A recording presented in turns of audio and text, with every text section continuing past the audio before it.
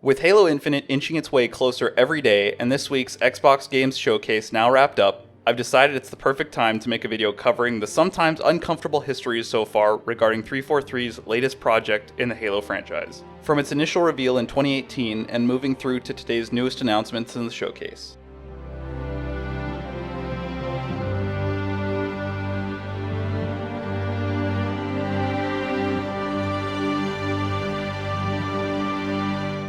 If you're like me, you've latched onto every piece of Infinite news that you can get your hands on, especially lately with hype levels reaching another peak and fresh news finally coming around again.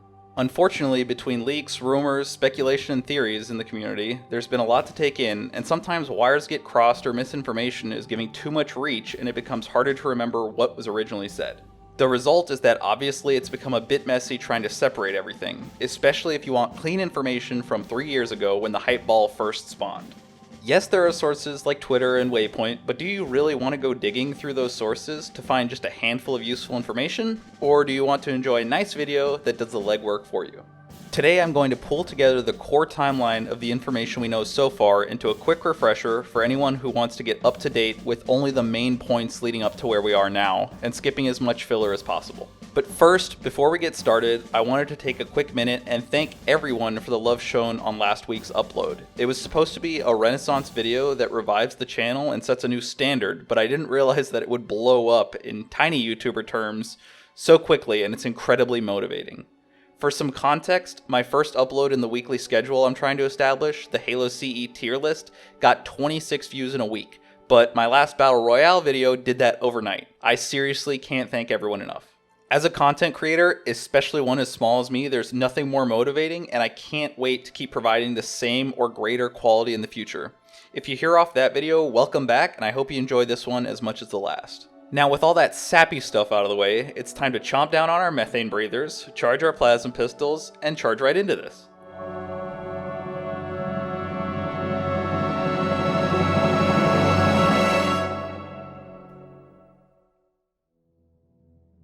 Halo Infinite will be the newest addition to the Reclaimer saga since Halo 5 Guardians, and as such has been a hot topic since we first laid eyes on the title in 2015.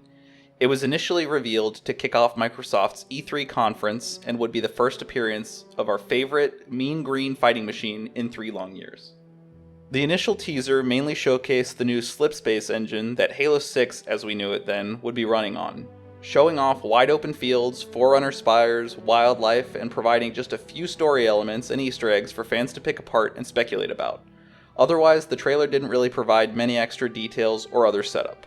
One clue we got referenced what people speculated as the game's setting, Zeta Halo, and another more vague clue, if you can call it that, was that some UNSC troops were shown to be injured and signaling for a rescue.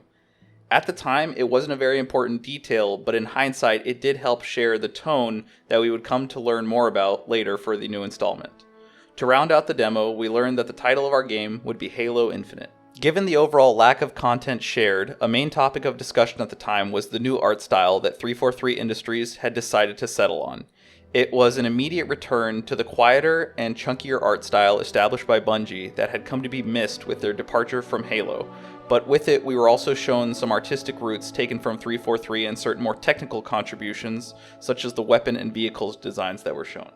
Personally, I was pretty satisfied with what we saw, and I thought they were a fair compromise on the different design choices made by each studio in their time, and seemed to borrow mostly from my favorite aspects in each of the games, such as the Mark VI armor's almost tanky styling in Halo 2, and the more detailed futuristic weapon models from Halo 4 and 5.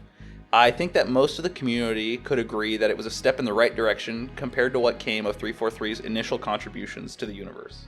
Anyway, alongside the teaser, we also got an update from 343 on Halo Waypoint clarifying that the game and engine had been in development for some time now, which was somewhat already known, but also more importantly that the game would not be rushed and reiterations would be made through its lifetime to meet and maintain fan expectations. With these two big nuggets of information out, 343 would go relatively dark on the subject and leave the community to dream about what it had been shown and promised.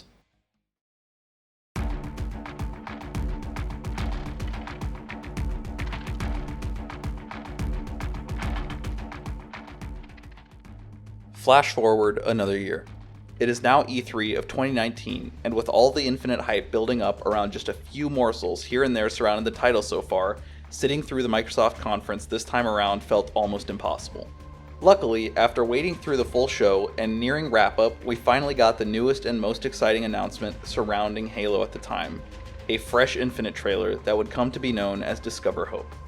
Although it unfortunately didn't feature any gameplay, the new in-engine story trailer introduced us to a UNSC pilot who the community dubbed Brohammer, and we got a solid view of the Master Chief's new armor design, which was clearly a throwback to Halo 2, as we had expected based on the original tease. The tone for the trailer was very dark compared to the more heroic sense that we've normally come to find the Chief in from Halo teasers, and it showed off the more emotional story that the team at 343 were hoping to tell. After we were grounded and understood Brohammer's situation and the Chief was welcomed back, we got a bit more exposition and found that the UNSC had lost everything in a yet unknown war before getting a gorgeous view of the main setting for Halo Infinite in Zeta Halo, which appears to be damaged as it has a missing chunk ripped out. Following this brief introduction, Chief and his new friend quickly come under attack from an unknown foe, and the trailer very quickly winds down with a cliffhanger showing the Chief jumping out into the unknown before we see the Halo Infinite title again, now featuring a release date of Holiday 2020. After that, a final stinger heard Cortana's voice speaking to the Chief, officially confirming her presence in the game and showing a very familiar looking Halo control room. This new trailer really made some serious waves in the Halo community and featured a ton of new clues for fans to dig up that had much more depth than you'd expect at first glance. The largest one of these was probably a hidden QR code that led to a new voice line discovered by Cortana that possibly hints at some aspects regarding the story we will eventually experience. Some more obvious details were also included, like the Chief's new Mark 6 Gen 3 armor and a view of the assault rifle model we would come to know. Another detail worth mentioning is the connection developed with a lower level UNSC member for once that would previously have been an expandable side character who also showed the more human side of John and the story that we could now expect to be an important part of Infinite.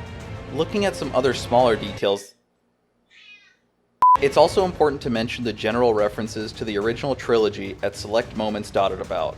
The trailer really served to show 343's want for steering Halo back to its established roots and giving the fans exactly what we've been hoping to see again for years. Following the brand new trailer, we also got another blog post on Waypoint where they called to some of the referential contents we saw that were very intentionally included as a sort of love letter to the community from 343. In the post, they also reiterated their promise to return to the core of what made Halo such a beloved series from the start. Otherwise, we also saw some blurbs about the graphical quality and music that would appear in the game before we got a few extra details regarding the story. Halo Infinite would continue to play off of Halo 5, but a new chapter in the Chief saga would also start here. Besides that, we didn't get much more substantial information and a large amount of questions remained, similar to the initial reveal.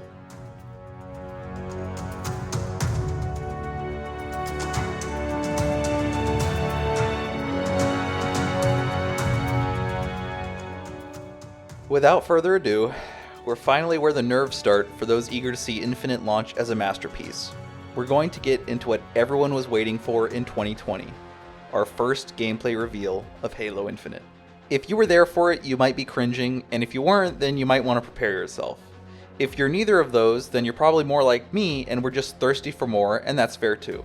Following 2 long and fairly secretive years, the latest Xbox Games Showcase was approaching fast. With nothing else left to share and the game's launch only months away, fans excitedly braced themselves for the expected gameplay reveal. We were all tuned in to finally see this epic adventure that we've picked apart and put back together in all sorts of ways over hours upon hours. This was it. Halo was finally coming back stronger than ever with an open world, beautiful graphics, new foes, and a classic story. Needless to say, we were ready for launch. After a grueling wait for the conference to start, we were finally welcomed by a gorgeous opening that showcased the construction of a Mjolnir armor set, the Master Chief's Mjolnir armor set, and like that, we were off. Greeted by a menu screen showing a beautiful sunrise on Zeta Halo and the game's title proudly displayed, we waited eagerly for something to happen, when the screen faded to black. The familiar voice of the pilot we'd met previously rings out before we find him struggling to control his descent with John over his shoulder. We find their Pelican careening down on Zeta Halo before being fired on by a cannon which rocks the ship. Another cannon targets the ship and fires before all control is lost and an emergency landing is initiated. Both the pilot and Chief survive, a big change to similar events witnessed in Combat Evolved's introduction to Installation 04 that continues to demonstrate the more humane side of the new story. After some debate about what to do next, the Chief heads out to assault the cannons and secure their airspace. And as soon as his assault rifle enters the screen, things seemed off. Immediately, the lighting and shading and other effects on screen just don't make sense for a game that was only about 4 months from launch to next-gen consoles. Enemies look plasticky and there's an obvious lack of polish throughout. Brutes look uncanny and naked, textures pop, and the terrain formations feel alien and unlike any of the established styling we've all associated with the rings. Setting visuals aside and continuing with the gameplay, we get a demonstration of the more open style as the Chief rips a warthog around the landscape, stopping to eliminate clusters of enemies.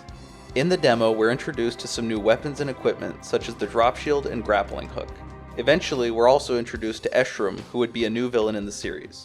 Compared to other gameplay demos we've seen at conferences like this, it was relatively standard, but unfortunately didn't come with most of the oohs and ahs that fans look for in them. Everything felt overshadowed by the squeaky clean and toy-like appearance that came with the gameplay. Unfortunately, this would immediately become the main topic of discussion, with memes and outrage abound. Before I get into that, however, I wanted to quickly cover the Halo Waypoint article that accompanied the reveal. The optimism in the writing hurts me because I understand that these games are a Herculean undertaking by hundreds of hands over countless hours, but ultimately overhype doesn't mix with underdelivery, and what was demonstrated just didn't cut it. The article revealed that what we saw took place several hours into the campaign, and that the new faction we had met were called the Banished, led by the previously named Eshram, who was a war chief that claimed control over the Halo ring and would be where the spiritual reboot of things would maintain its focus. The post also discussed exploration and the equipment of the world, namely the grapple shot and drop shield, the functions of which were obvious from the gameplay shown. At this point, it was also confirmed that the grapple shot would be featured in multiplayer, but that it would be treated as an equipment item instead of a spawn item. For the rest of the post, we got some new info regarding the music in Infinite, PC support, and alarmingly, the promised flighting being apparently called off when it was stated that, quote, "We're not quite where we expected to be in terms of broader public flighting." Just a reminder here that at this point the game was literally on the self-described home stretch from launch, and even if lacking a coat of paint, betas are an extremely healthy and modern standard for testing balance and preparedness before launch that demonstrates pride and confidence in products, and although not necessarily a standard for the franchise, betas had come to be expected by this point, especially after being promised. With that information out there, fans panicked, and people seemed to agree that the game didn't look ready and almost felt destined for failure in the brief time until launch.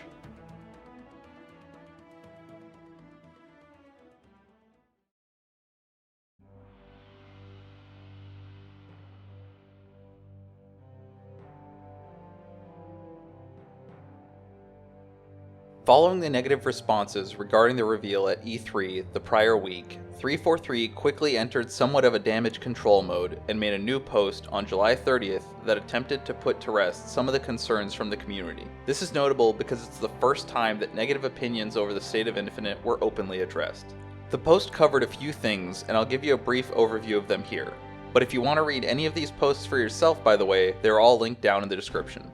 The biggest and most relevant subject in the post regarded the graphics and visuals, where it was stated that the art style was essentially the price to pay for moving back into the classical Bungie style, and resulted in a cleaner and less detailed look to things.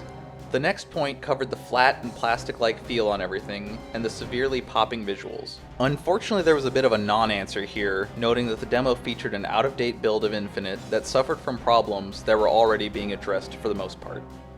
Now, please allow me to take a quick moment here and point out that, first of all, Halo 2 was probably the most loved Bungie Halo title, maybe Halo 3. My point is that both of these games feature an iconic Master Chief who is not overly detailed and technical, but also doesn't look like an action figure. I can't stress enough how much respect I can't stress enough how much I respect the passion that 343 has put in by this point. But this post was officially where I started losing faith in Infinite. It's one thing to make a mistake, but it's a whole other thing to then blame fans who had been pointing at the classic games and their design philosophies when you missed the mark you had set for yourself. I know that might sound harsh or dramatic, but even today, right now as I'm saying this, it's frustrating to see the finger pointed at you, the fan, for a pretty clear shortfall. I understand that certain communities, maybe especially the Halo community, can be toxic, and it's sometimes hard to do right by them. But when even die-hard fans of the franchise are telling you made a mistake, you might have made a mistake somewhere. With that aside, let's wrap up the remainder of this blog post. Multiplayer flighting was mentioned again and all but officially called off pre-launch, citing the teams working from home due to COVID. Questions regarding the story were also addressed slightly, but with obviously no spoilers shared, and unfortunately from there the post turned into a mushy fan service that sidestepped all the other questions people were left with after the new reveal. I really hope I'm not coming across as a dick when going over this part, but it's a sore spot for me where I thought I was literally watching Halo die. With all that behind them, 343 basically put their head down and continued work, until on August 11th, 2020, possibly the most important update for the future of Halo Infinite was made. A major announcement regarding the game's launch reached us across all forms of social media. Per @Halo on Twitter, and reconfirmed by a Waypoint blog post on the same day, it was announced that Halo Infinite would be delayed due to the tougher work conditions caused by the 343 team working largely from home, and that in the interest of their well-being, and that of Halo, release was shifted to sometime in 2021. Otherwise, no further announcements or details would be shared for the time being. The announcement resulted in mixed feelings, where some looked at it in a positive light, thinking about what good the extra development time could do for the game, while others considered the effects the delay could have on Xbox's new console that would be launching without a flagship, as well as questioning any other potentially deeper reasons for the delays. Overall, regardless of which way you looked at it, optimism for Infinite and excitement for 343's ability to deliver what was promised slumped to an all-time low at this point. With the continuous radio silence throughout the project and the failures to deliver anything meaningful or truly exciting after all this time, there just wasn't much to feel giddy about, even when trying to look at the brighter side. For the remainder of the year, things stayed as they were, with only minor updates revealing free multiplayer and brief interviews that didn't provide much substance being featured in Waypoint updates. This period was a dark time for the outlook on Infinite, with most content shared in this period pertaining to MCC and its porting to PC. Without official information to learn from or look forward to, it was mostly on fans to imagine their own versions of the game and discuss amongst themselves what we could eventually see when the curtain would be lifted again. With no launch date in sight any longer, a lot of the hype that had been built up sort of evaporated, and people turned their attention back to MCC or other titles completely.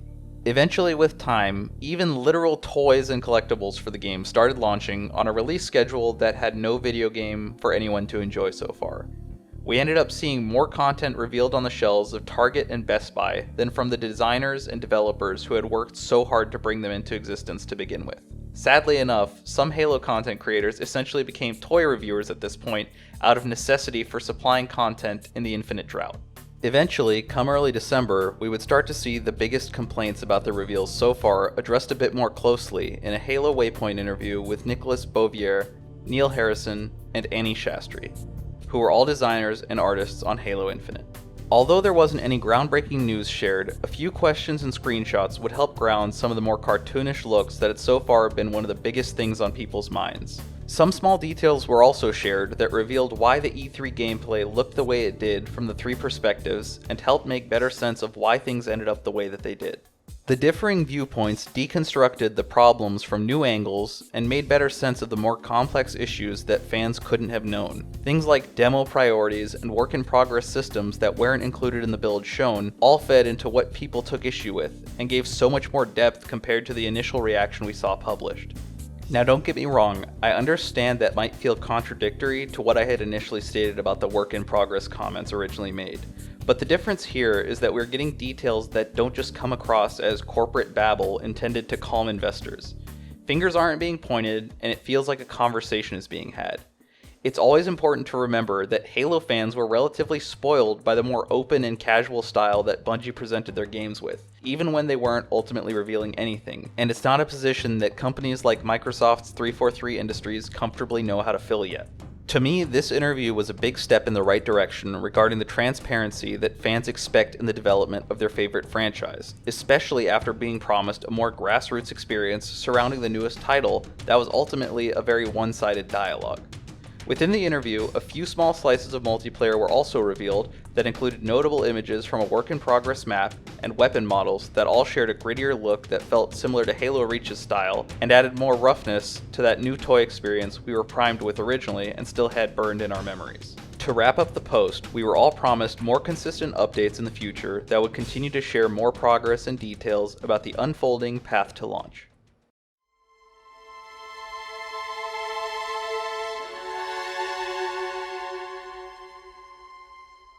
Since all that drama played out and into this year, we've gotten some fairly consistent monthly updates with more interviews and concept art from members in the development team that have helped us get a better understanding of how Infinite is shaping up leading into today.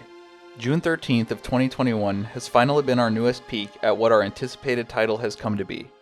Microsoft's conference kicked off after a weekend of anticipation, and with just a bit of patience working through some of the other announcements and reveals, we finally met Bonnie Ross and Joseph Staten, who would share a fresh update about Infinite. Following some introductions and some setup, we got some new details regarding the story and saw a new look at the Master Chief, who now dons a more grimy and battle-hardened suit, be it from damage sustained during gameplay or a redesign. We also hear Cortana's voice before meeting a new character, another AI who looks and sounds eerily similar to Cortana, but I'm not going to speculate here because I don't know yet what to make of it. Following that exciting new look at the campaign side of things, we got right into the first multiplayer reveal, featuring a few maps and showcasing an unbelievable amount of new information that I may need to cover in a separate video. To hit some of the main things I initially noted, we saw a full look at the new armor styling that definitely dialed back some of the more drastic moves 343 had made previously.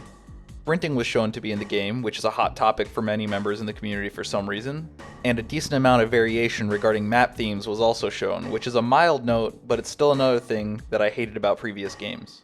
Of course, after that, we also got our expected post on Waypoint that provided a bit more background on what we saw, so let's go over that right here and right now. To start off, we learned that multiplayer will feature a personalized Spartan journey, which doesn't mean much on its own since that's kind of what multiplayer has always been about, but I feel like it probably means that customization will be at a new all-time high. Without skipping a beat, we also got some more huge info. Firstly, that there will be more multiplayer reveals and discussions tomorrow, June 14th, at 8 AM Pacific or 11 AM Eastern. Second, we'll get more info and details about the multiplayer maps on Wednesday, June 16th. And third, lastly, at least regarding the biggest details for me, we'd see a new Inside Infinite post on Thursday, June 24th. Following these announcements, we also got into two new equipment types for the game, called the Threat Sensor, which functions like a motion sensor across a local area, and the Repulsor, which can deflect incoming projectiles. We also learned that new equipment would be included with time in later seasons. This post was packed with details, so there's a lot to get into, and you'll need to excuse the run on here that's required. I might have to make a separate video about a lot of these in the near future, so stay tuned. Here's a more rapid reveal of everything we got updated on here. There will be a training ground where players can practice with bots if they don't feel comfortable jumping straight into the game. This could be a great opportunity for content creation, and might also be something that we can see unlocked for Forge. That would be some big news, and it's something that I've seen people request a ton. Halo Infinite will continue to focus on fair starts and relying on power weapons or equipment found around the multiplayer levels. Not a very surprising reveal in my opinion, but still a positive bit to note. Big Team Battle also is being reintroduced, now supporting 24 players on huge levels that are vehicle friendly and will hopefully be a blast. Ranked and social modes are also making a return, as well as split screen and LAN. Customization is back and better than ever with loads of detail that have never been seen before. You can literally personalize your Spartan down to their gloves and even your in-game announcer. Think the Grunt from Halo 5. The kills with the best weapons! New armor pieces and components are releasing seasonally, unlockable via gameplay, challenges, events, and purchases. Oof, purchases. Personally, I don't really care, but I do hope that there is separation between purchases and unlockable content, that way achievements don't feel devalued. And following all those juicy details, 343 also states that more is to be revealed in that regard, which is kind of crazy to think about. Finally, flighting was laid on the table once again, although only in terms of limited technical previews to help stress test the game. Fair enough, but I still hope we can see a beta. To round out the post, we also got a big thank you from the Infinite team and a promise to provide more details within the coming months until release. And that finally wraps up everything we know so far about Halo Infinite. I hope you learned something new, or at least got a nice refresher of anything you may have forgotten in the meantime. Let me know down in the comments if you're excited for this game or not, and I will definitely get back to you as soon as possible on that. If you think I did an okay job throwing this together, please feel free to leave a like and a subscription, and let me know what your favorite or least favorite parts of this video were. And without further ado, I still have some editing and uploading to do. I will be streaming tonight, so if you're watching this, come check it out. Otherwise, have a great day, and peace.